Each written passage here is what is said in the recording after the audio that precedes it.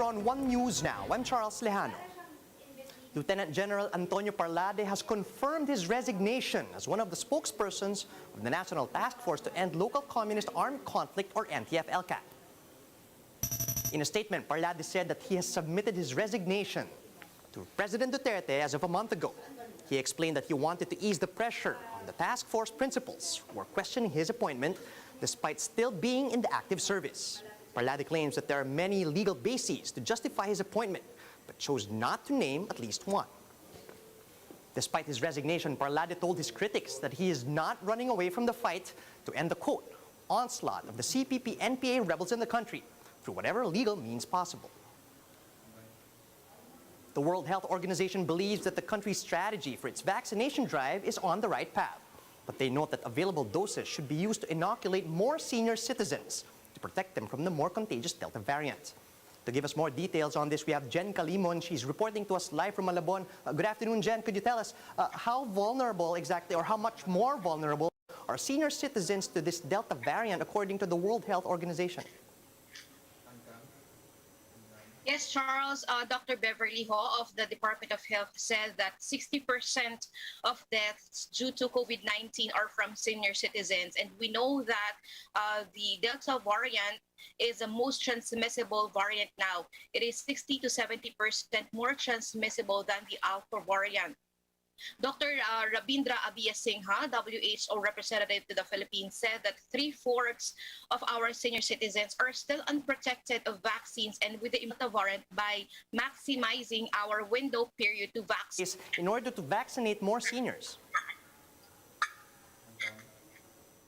Yes, Charles. According to Dr. Abiyasinghe, because mobility is increasing, virus will continue to mutate, bringing more transmissible strain of virus. That's why the government must think of how we could appropriately and rationally use the vaccines, because we have limited access to vaccines. He also said that it is incumbent for the local government units who are in charge of rolling out the vaccines to create a special provision so that our senior citizens would feel safe to accept the vaccines, and it would be easier for them to access the vaccines, according to Abiyasinghe. Charles. Right, Jen, what did the WHO have to say about opening vaccinations to other priority groups, particularly A3 to A5, without having first vaccinated all of the seniors?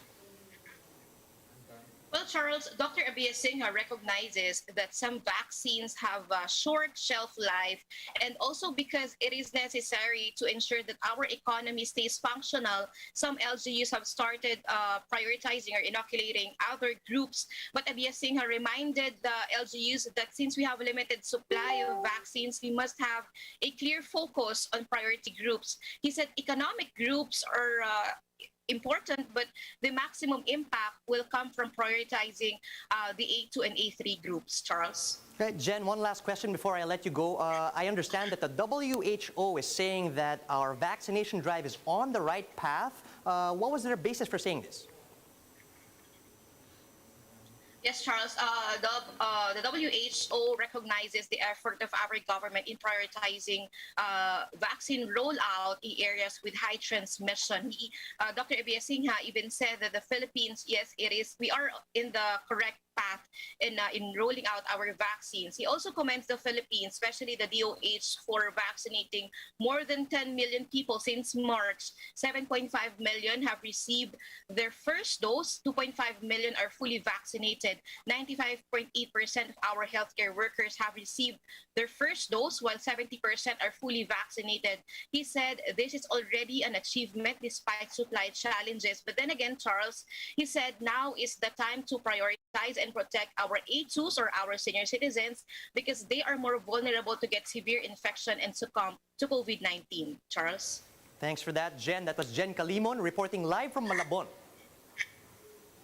The Health Department opposes the expansion of the travel ban to include all countries with detected Delta variant cases. On One News's agenda, Health Undersecretary Maria Rosario Vergere said that the Philippines cannot isolate itself from the rest of the world. She said it's not ideal to impose a travel ban on all countries with the Delta variant, noting that over 90 nations have been affected. Vergere notes the travel restrictions must only cover countries that have the most number of Delta variant transmissions. Hindi naman natin pwedeng talagang iban isa-isa kapag may Delta variant. So what has been decided would be na ito pong talagang mostly affected at saka yung talagang mga pinagdadaanan, no, itong UAE at saka iba pa, ayun na lang muna po, let's retain that and then let's have stricter border controls. Meanwhile, Vergere reports that vaccinations in the country are now averaging at 240,000 per day. The DOH also said that they're also observing a drop in vaccine hesitancy among Filipinos based on the reports of people flocking to vaccination sites. First, we are really improving in terms of vaccinating individuals. We were just averaging about 30,000 jabs per day when we started, but now we are averaging about 240,000 jabs per day. That's one. Number two, we have already vaccinated about more than 10 million individuals. We are seeing this improved confidence among our individuals or citizens for this vaccine.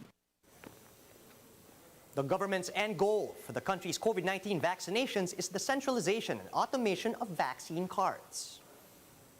This was confirmed by Presidential Advisor for Entrepreneurship, Concepcion, in an interview with Agenda.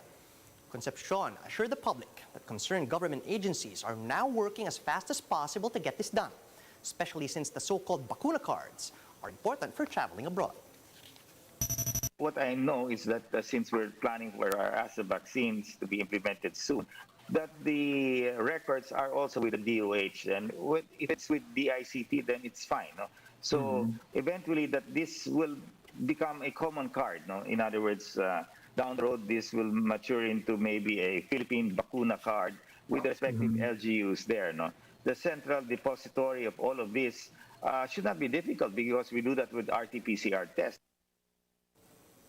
A medical technologist from Surigao del Sur has gone viral for responding to the call of duty even as a fire broke out near the hospital where she worked. Why did she risk her life during this incident? Marian Enriquez tells us in this report.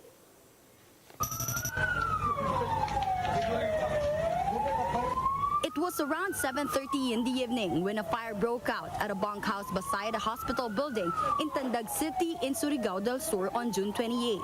Upon seeing fire, the normal reaction for anyone is to immediately flee or evacuate from the scene. But one brave medical technologist simply took her bag and decided to stay behind for a few more minutes to finish her ongoing lab test. She is 23-year-old Jaya Ginge, and her photos are now viral on social media. She showed us her work area and where she saw the fire. Dito po yung processing area namin. And then, dito ko po una tiningnan yung after the landline po, dito po ako tumingin first. And then, wala po ako nakita. Then, after nun, dito po yung landline. Then, ang aming pantry. Diyan po yung scene po talaga. Like, katabi lang niya po, yung nasusunog. Jaya shared that she was conducting a cross-matching procedure to determine the compatibility of the blood donor to their newborn patient. She knew that the baby badly needs the blood transfusion, so she stayed back to finish the test as soon as possible. Jaya admitted that she also felt afraid during the incident, but when she assessed the situation, she believed that she still had enough time to at least incubate the sample.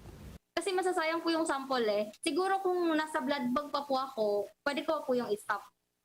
Pero nung time po kasi na yun, na-drop ko na po eh. Kung hindi ko po yung nagawa, possible po, ma-waste na naman po after another 40 minutes. Kasi incubate, after the fire out, pagbalik ko po dito, tumawag po agad yung station. Kasi pinalo up na po nila yung blood.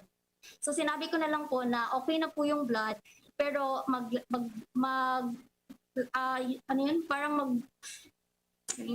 parang magawa pa po ako ng blood cross-matching result po. Then, ipa-validate ko pa po sa pathologist namin kung for release na po yung na-blood. Jaya believes that her training while she was working with the DOH Health Emergency Management Unit helped her a lot to remain calm under pressure. Kasi as a health worker, kailangan namin tumulong. But before po kami tumulong, we should assess po talaga first. If kaya ba, happy po ako sa ginawa ko kasi alam ko po sa sarili ko na hindi pa po ako buta ng apoy. Then, pangalawa po is I trusted God na yung mag-guide po siya sa akin that time. While it is important to always put oneself to safety first, for frontliners like Jaya, at times like this, what prevails is to respond to their call of duty. For News 5, Marian Enriquez, we are One News. And those are the top stories at this hour. Join us again later at 1 p.m. as we continue to monitor the day's biggest stories. You can also catch One News on Signal Play. Just register for a free account at www.signalplay.com so you can stream One News live anytime and anywhere. I'm Charles Lejano. Mask on, wash hands, and stay safe, Philippines. We are One News.